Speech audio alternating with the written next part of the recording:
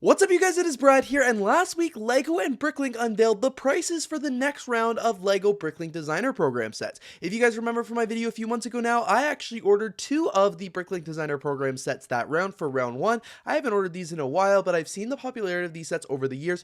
Plus, they're really cool, have some cool building techniques, and are sometimes sets that LEGO would never actually make themselves, so I was pretty intrigued, and that's why I placed the order. I have browsed these BrickLink Designer Program Series 2 sets in the past, however, I have not seen the prices on any of them yet, and I've never really taken a deep dive into it. I've just kind of glanced at it because I really like the program and I was curious to learn a bit more. So today in this video, I want to go through each of the 5 Series 2 BrickLink Designer Program sets that will be launching, I think, later this year. I'm not really sure, but that's what we're going to find out. Alright, so we're on the main page of BrickLink here. As you can see, front and center, we've got the BrickLink Designer Program Series 2. Get ready to pre-order. So it turns out these are actually available for pre-order on June 6th, which is actually earlier than I thought it would be, which is very, very exciting. So let's check it out. As I mentioned, I have looked at these in the past, but I haven't really done much of a deep dive, and this is my first time. I haven't looked at them on my own yet. This is my first time seeing the price of these sets. So let's get right into it. Pre-ordering for these starts at 8 a.m. Pacific time on June 6th, which is, I think Pacific is behind us, so like 11 a.m. Eastern, which is like the same, I guess, as last time. 27 days, 18 hours, and 10 minutes away at the time of filming this video. So it looks like here we've got the logging railway, the ocean house, and the mushroom house, and we've got the brick cross train station and the Odens Isle. So I haven't looked at the price yet. I've just scrolled over them, squinted my eyes. So now let's take a look and see what they are. So it looks like we've got the logging railway here, which is going to be $269.99 here in Canada. The Ocean House, which will be $259.99. The Mushroom House, which is a fun looking set, will be $119.99. The Brick Cross Train Station will be $349.99, and the Odens Isle will be $309.99. So just as a refresher, let's take a look at the Series 1 sets here. We had 5 different ones again. We've got the Old Train Engine set, which was $299.99. The Mountain Fortress, which was $489.99, so very, very expensive. The Parisian Street, which was $419.99. The General Store, which is $209.99, and the Snack Shack, which was $64.99. I picked up these 2 ones right here, which was really cool. You guys can see that 3 of the 5 of them did sell out. The Parisian Street and the General Store did not. The Parisian Street still met its funding goal. It got about just over halfway, and the General Store looks like it was over, 3/4 of the way there. I honestly don't know why the General Store didn't sell out. I thought that was a really cool model, and I didn't think it was that overpriced for what it is. Like, it was basically the price of a modular building, and you get just as many parts, or I guess just a few less. So it's still really cool. The Parisian Street, honestly, completely understand why it didn't sell out. I just thought it was really, really expensive for what it is, and it's not even a full-size modular. It's just half of it. So you'd have to buy like 2 of them if you wanted to actually build the street, which was not ideal. But we're not here to talk about the Series 1. I just wanted to kind of refresh you guys on what they were. So let's take a look at these sets in a little bit more detail now. So this is the logging railway here, which looks really cool. It looks like it comes with this train here, the logging train, on this really cool bridge. This is one that reminds me of something I'd see in the movies, going across the mountain or something like that, which is really cool. So here's a little bit more of a close-up of the train. We've got obviously the logging cars here with lots of really cool pieces. We've got this piece of machinery as well, the inside of the train, and a couple cars there as well. So I wish we had a little bit more details of the bridge, but it doesn't appear like we're getting that. This set does not appear to actually use the official LEGO train tracks from what I'm looking at right now. This looks like tiles are on their side, which is really cool, but so this is not like a LEGO train compatible thing for your city. It doesn't look like your train will actually be able to run on it.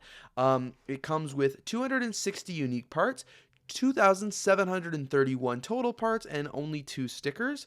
3 minifigures are included, and we've actually got a video of the AFOL Designer Program here, which I will play, but obviously to remove the sound so you guys don't have to see it. But we've got a little bit of information from the designer here. This is a short form, which is interesting. You guys can see that does look like a really cool model. I am a fan of that for sure. But yeah, I don't know if this is going to be one that I'm looking to collect for my LEGO collection for sure. It's it's still really cool. It's actually based off Central Oregon, USA, which is really cool. The railroad was built to transport logs out of the forest and down the hill to the sawmill, which is really cool. So this is a very fun set. Like I mentioned, 2,700 pieces for $270 really seems like a very reasonable price in my opinion. It's not too overpriced, not too expensive. Looks pretty fun. As I said, though, probably won't be one that I'm going to be picking up. We've got the ocean house here as well. This one's really cool, a little fun one. This one is interesting because guys, let me read the description. But the ocean house is an original theme created with the guy's son, which is really cool. The story tells the mysterious mountain windmill that holds mysterious, long forgotten by the villagers who live in the shadows. The journey to the windmill is too dangerous to travel until there's a young village boy who discovers a map. The ocean house is the home of the boy.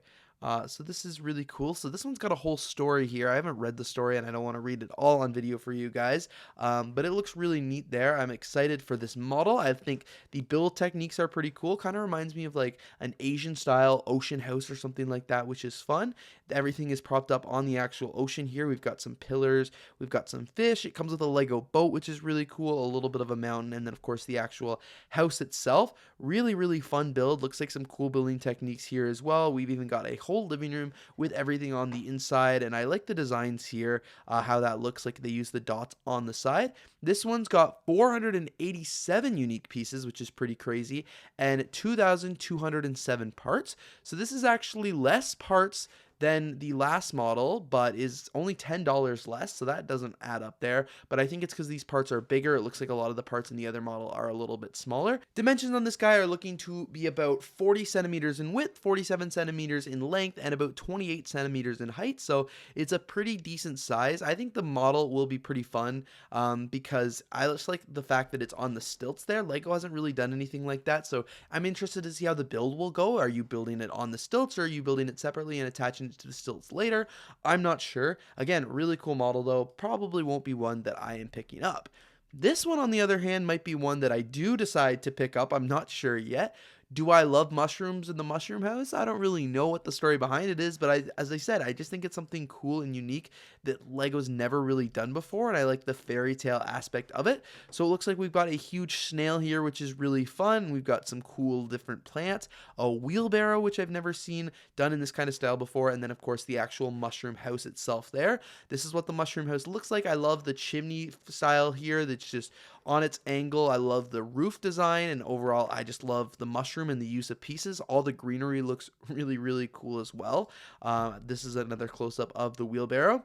This one is unfortunately only 964 pieces. I would have expected or hoped that it would be a little bit larger to justify this price tag of $120. Like, it's a pretty hefty price tag, but it's less than 1,000 pieces, which is kind of sucky, but 385 total unique parts, but it's still really, really cool. This is for the forest elves in the mushroom house.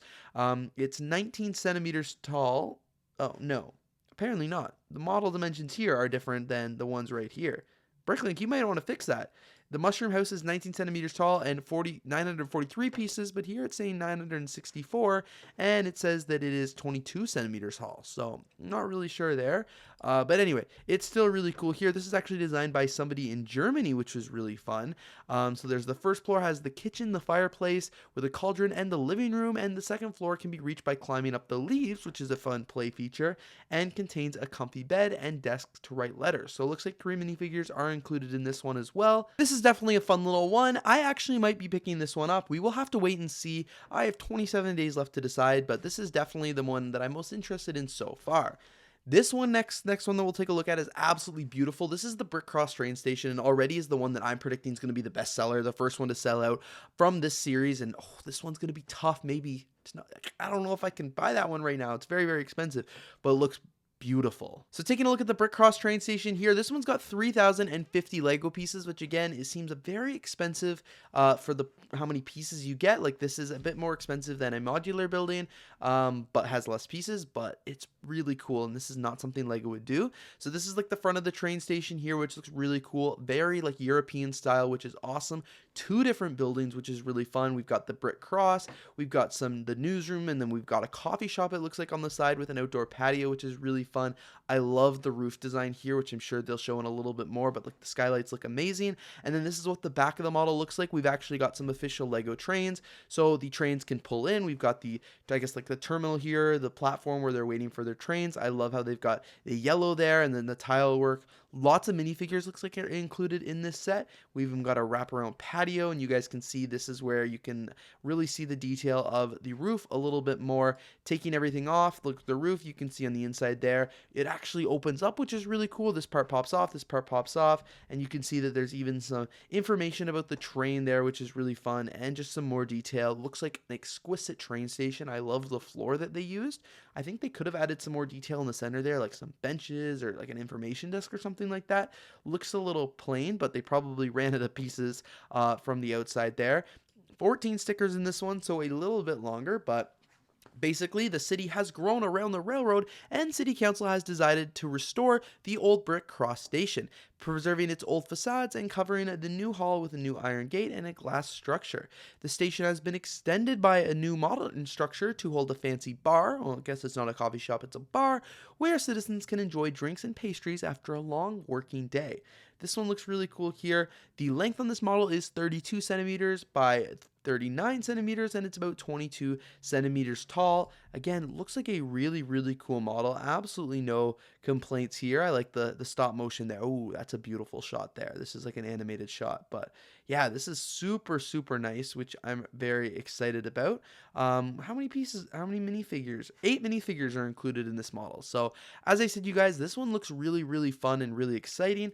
Definitely one that I'd be interested in picking up. I don't think it would go in my city very well because I don't have a train above ground, but I love this model, and I know this is going to be one that people are going to buy for $349, and it's instantly going to be available for like $400-500 on the aftermarket. Like, this is definitely one that is going to do well. People absolutely love their train stations. But finally, the last model that we'll take a look at today is the Odens Isle. I forgot to mention, will I get the train station? I'm not sure yet, you guys. This is a maybe, just like the Mushroom House. I'm probably more inclined to get the Mushroom House than the Brick Cross train station, but they're both very, very tempting.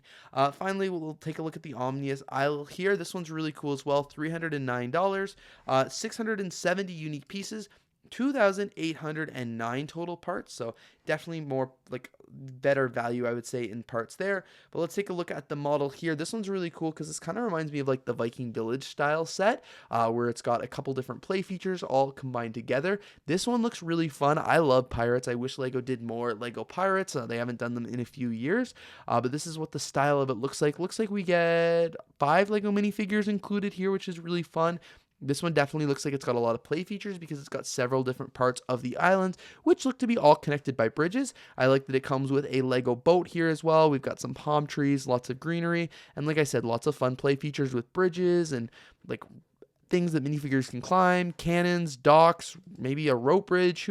Yeah, that looks like a rope bridge. I also love the skull that's in the side of the mountain. That looks really fun. Looks like some cool details there, including the lookout tower as well. Yeah, it looks like lots and lots of fun. This one looks like it would be a cool build. We've even got the anchor and everything like that right there. And then on the inside, there's even some play features as well, which is really fun. So looks like we've got a place for the pirates to store their loot. There might be a little jail or something like that in there as well. And you can even see the minifigure can row into the opening. So this, as I mentioned, is $310 basically for 2,800 pieces. It is 39 centimeters long by 60 centimeters wide and 30 centimeters in height, which is again a pretty decent model of the build. This one's from where is this guy from? Yeah, I don't know if it says. I'm just kind of skimming it there. But this one looks really, really cool as well.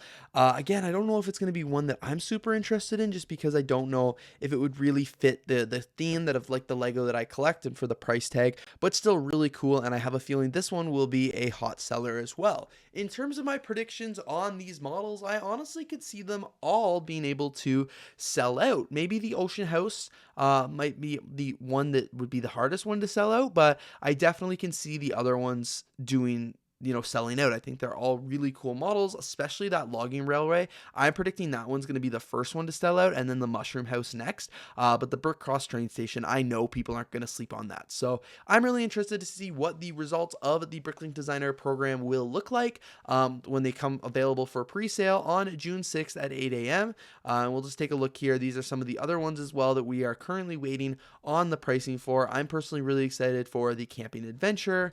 And then, of course, here for Series 4, the Merchant Boat I'm really excited for as well. This one's really cool. I used to have a playset like that as a kid, like not Lego, obviously. And then the Series 5 palette is now live. So start designing for Series 5. They are accepting submissions from May 13th to May 24th, 2024. So if you guys are watching this video, you can submit your design in 3 days, or before May 2024, or before May 24th, depends on, when you're watching this video. But anyway, you guys, that is me taking a look at the Series 2 BrickLink Designer Program sets and just kind of giving my thoughts and opinions on them. I'm really curious to know your thoughts down in the comments below as well. It's going to be very interesting to see how these sell, what people react with, and, how they do and how they build and stuff like that. I'm personally really excited to get my BrickLink Designer Program Series 1 sets later this summer, and I cannot wait to make some videos on them for you guys. Anyway, thank you so much for watching today's video. If you did enjoy, please don't forget to leave a like, comment, and of course subscribe, and I'm looking forward to seeing you all here in the next one.